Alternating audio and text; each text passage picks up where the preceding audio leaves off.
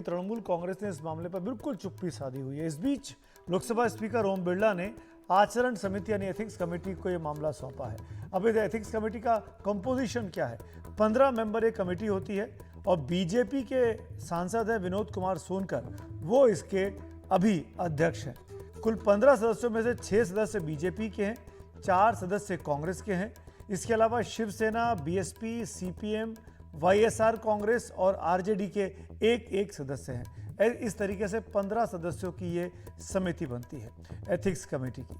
अब आपको इस पूरे मामले को लेकर हम बात करेंगे दो वरिष्ठ पत्रकारों से जो संसद की कार्रवाई को भी समझते हैं और इन पार्टियों को भी समझते हैं, खासकर विपक्ष की पार्टियां, कि आखिरकार वो महुआ मोइत्रा के मामले पर चुप्पी क्यों साधे हुए। पहले हम बात करते हैं वरिष्ठ पत्रकार जयंत घोषाल से। जयंत घोषाल की खासियत यह है, कोलकाता के पत्रकार हैं, दिल्ली में रहते हैं और पश्चिम बंगाल की पार्टियों को बहुत करीब से जानते हैं, समझते हैं।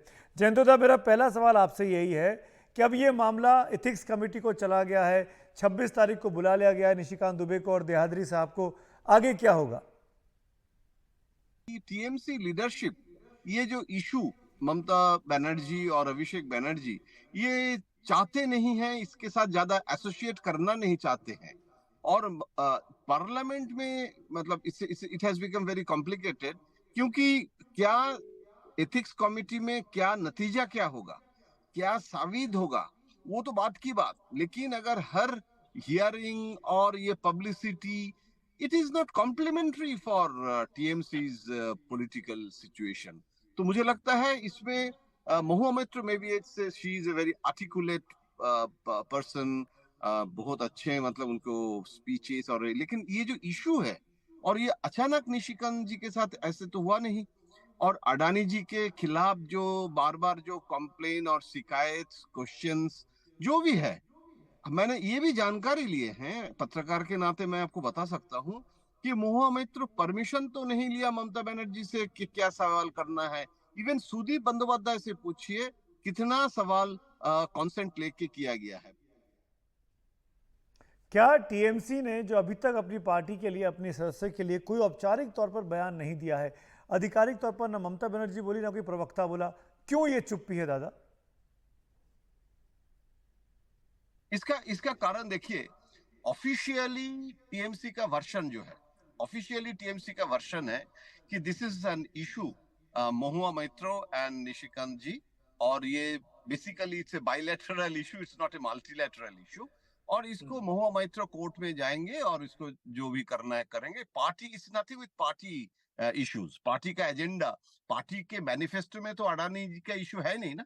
इवन राहुल गांधी भी जब अडानी जी के ऊपर ट्वीट किया था, और वो भी एकदम जब वो इंडिया का मीटिंग होने के एक दिन पहले, और उसी दिन वो यूज किया था प्लेटफॉर्म को, तो उसमें भी ममता बनर्जी नाराज थे, क्योंकि उस समय भी टीएमसी डिसोसिएट किए थे अपने आप को वो राहुल गांधी का एंटी अडानी कैंपेन से। लोग ये भी कहा था कि एक्चुअली ममता बनर्जी वेस्ट बंगाल में अडानी जी पोर्ट कर रहे हैं, बहुत सारे डेवलपमेंट हो रहा है, इसके लिए वेस्ट बंगाल के इकोनॉमिक डेवलपमेंट के कारण वो पर्सनली एंटी अडानी स्टैंड नहीं लेना चाहते हैं। मैंने जानकारी लिया है सुमित, मुझे जो जानकारी मिला है कि पार्टी का बहुत ट्रांसपेरेंट व्यू है कि 2G स्पेक्ट्रम के समय भी, मनमोहन सिंह के समय, बीजेपी ने कभी एंटी अंबानी लाइन नहीं लिया। ये बताइए, आपने कहा कि ममता बनर्जी एंटी इंडस्ट्रियलिस्ट नहीं है, वो लाइन नहीं लेती हैं, फिर महुआ लगातार 4 साल से एक पर्टिकुलर बिजनेसमैन के लिए जो इन पे आरोप है सवाल पूछती रही। क्या ममता बनर्जी ने उनसे कुछ नहीं पूछा? क्यों महुआ ऐसा कर रही थी?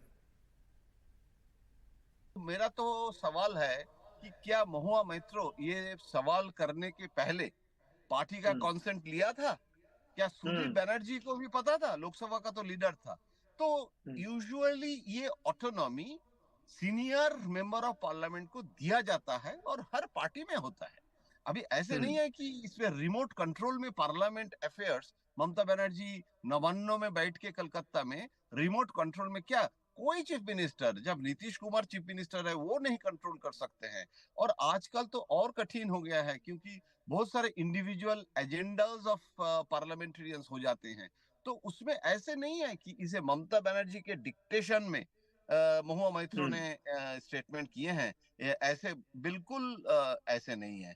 तो ममता बनर्जी वो कभी और कभी वो जैसे नेशनल सिक्योरिटी एंड इंडस्ट्री, ये दो इशू में ममता बनर्जी कभी स्टैंड ले, मतलब कभी पब्लिकली सेंटर के इशू में भी एंटी सेंटर आपने देखे हैं कभी? ये इजराइल के इशू में भी कभी देखे हैं ममता बनर्जी ने नरेंद्र मोदी जी के अगेंस्ट में कोई सेंटेंस यूज किए हैं गाजा और इजराइल के इशू में? नहीं किए ना, हमास के इशू में। क्योंकि इसके कारण है कि national security and industrial issues, ये दोनों को नेशनल लेवल में वो ममता बनर्जी एक रीजनल पार्टी है, और उसमें वो कभी स्टैंड पार्टी के चुनाव के समय भी कभी मैनिफेस्टो में भी मैंने नहीं देखा। तो ये है महुआ मोइत्रो को इंडिविजुअल पर्सनल एजेंडास, और उसमें बहुत पर्सनल इश्यूज भी इन्वॉल्व जी। है। बहुत इंपॉर्टेंट बात आपने की। आखिरी सवाल जयंत आपसे पूछना चाहूँगा, जो INDI ये गठबंधन बना है उसकी जो सहयोगी पार्टियां हैं उसमें TMC के साथ कांग्रेस, आम आदमी पार्टी जो बहुत वोकल रहती हैं वो भी चुप हैं, क्यों? बहुत सारे मिनिस्टर्स और बहुत सारे लीडर्स को जब एनफोर्समेंट CBI इन्वेस्टिगेट कर रहे हैं, तब क्या ममता बनर्जी रिएक्ट नहीं कर रहे हैं? क्या TMC रिएक्ट नहीं कर रहे हैं? कर रहे हैं। और उसमें ये भी चाहते हैं कि बाकी जो पार्टीज हैं इंडिया में, वो भी एनफोर्समेंट और CBI में एक साथ TMC को सपोर्ट करे। जब राहुल गांधी नहीं करते हैं तो प्रेशर डालते हैं TMC कि why Congress is not supporting this misuse of enforcement, जहां नेशनल लेवल में हम कर रहे हैं और तुम नहीं कर रहे हो। तो इसमें बाकी जो इश्यूज हैं उसमें तो ममता बनर्जी प्रेशर भी क्रिएट करते हैं, इंडिया के जितने हम्म। पार्टनर्स है वो रिएक्ट भी करते हैं। तो ये जो इशू है, ये इशू में अगर टॉप लीडरशिप खुद एसोसिएट नहीं हो रहे हैं, तो क्यों केजरीवाल और बाकी लोग ये एक साइड स्टोरी को क्यों मेन स्टोरी बना दे? एज ए पत्रकार के लैंग्वेज में बता रहा हूँ, it is not a main story of the Indian political parties. TMC नहीं चाहेगी ज़्यादा फोकस हो इस मामले पर, इसीलिए सेफ डिस्टेंस लेकर चल रही है। शुक्रिया बातचीत करने के लिए जयंतोदा। और आपको बता दें कि इसी मामले पर, क्योंकि कांग्रेस भी चुप है, आम आदमी पार्टी भी चुप है, जो इंडिविजुअल एक दो पार्टियों के बयान आए हैं, मनोज झा का आया, तेजस्वी यादव का आया, लेकिन सवाल ये उठता है कि आखिरकार ये चुप्पी क्यों है। अब यही बात हमने पूछी। हमारे साथ जुड़ रहे हैं इस वक्त अमर उजाला के कंसल्टिंग एडिटर विनोद अग्निहोत्री जी। विनोद जी, मेरा सवाल पहला आपसे है, मामला संसद की एथिक्स कमेटी तक चला गया है, अब 26 तारीख को बुलाया गया दोनों लोगों को, दोनों बड़ी पार्टियां अभी तक चुप हैं, 5-6 दिन हो चुके हैं, ना TMC कुछ बोल रही है ना उसके साथी कुछ बोल रहे हैं, क्यों, क्या लगता है आपको? तो इसमें दो चीजें मुझे लगती है। मुझे लगता है या तो इस मामले को ये माना जा रहा है कि अभी दो सांसदों के बीच का मामला है, इसलिए इस पर बहुत रिएक्ट करने की जरूरत नहीं है, या शायद तृणमूल कांग्रेस ये मान के चल रही होगी कि महुआ मोइत्रा स्वयं अपने स्तर पर इस मामले में निपटने में सक्षम है, वो ये लड़ाई लड़ देंगी।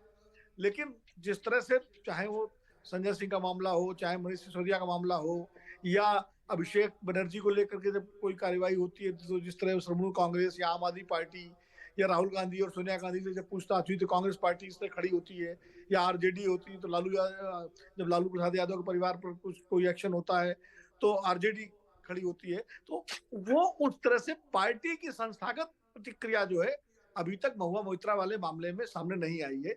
ये अपने आप में, जो अपोजिशन बार बार आरोप लगाता है सरकार पर कि एजेंसियों का दुरुपयोग कर रही है सरकार, इस मामले में क्यों खामोश है या क्यों उसका रुख नरम है, ये थोड़ा समझ में ना आने वाली बात है। आप भी नहीं समझ पा रहे, हम इसी सवाल को जवाब ढूंढने की कोशिश कर रहे हैं। लेकिन विनोद जी, ये बताइए कि बाकी जो सहयोगी पार्टियां हैं इंडिया अलायंस की, वो क्यों चुप हैं? कांग्रेस चुप है, आम आदमी पार्टी चुप है, क्यों? मैंने कहा ना कि चुप्पी तो सबसे पहले, जब तक तृणमूल कांग्रेस अपनी चुप्पी नहीं तोड़ेगी तब तक दूसरी पार्टियां जो है वो क्यों चुप्पी तोड़ेंगी इस पे। भाई जिसके घर का मामला है, पहले तो उसके घर वाले बचाव में आए ना। अब घर वाले अगर बचाव में नहीं आ रहे हैं, दूसरे पड़ोसी पहुंच जाए, तो वो तो बात थोड़ी समझ से परे है ना। इसीलिए मुझे लगता है कि अभी तक महुआ वाले मामले में सारी पार्टियां ये इंतजार कर रही है कि भाई ममता बनर्जी का क्या रिएक्शन है, क्या प्रतिक्रिया है तृणमूल कांग्रेस की। अब दूसरी बात यह भी है कि तृणमूल कांग्रेस में भारी दबाव में है।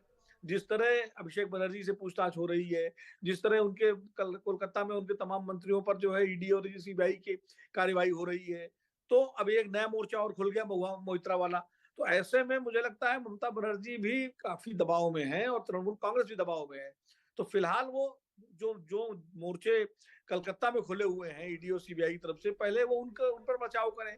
इसमें आकर के मुझे लगता है कि ये मामला जो है इसको उन्होंने पूरी तरह से अभी तक का जो प्रतिक्रिया है वो महुआ मोइत्रा पर ही छोड़ दिया है, क्योंकि पार्लियामेंट में एथिक्स कमेटी में महुआ मोइत्रा को जवाब देना पड़ेगा।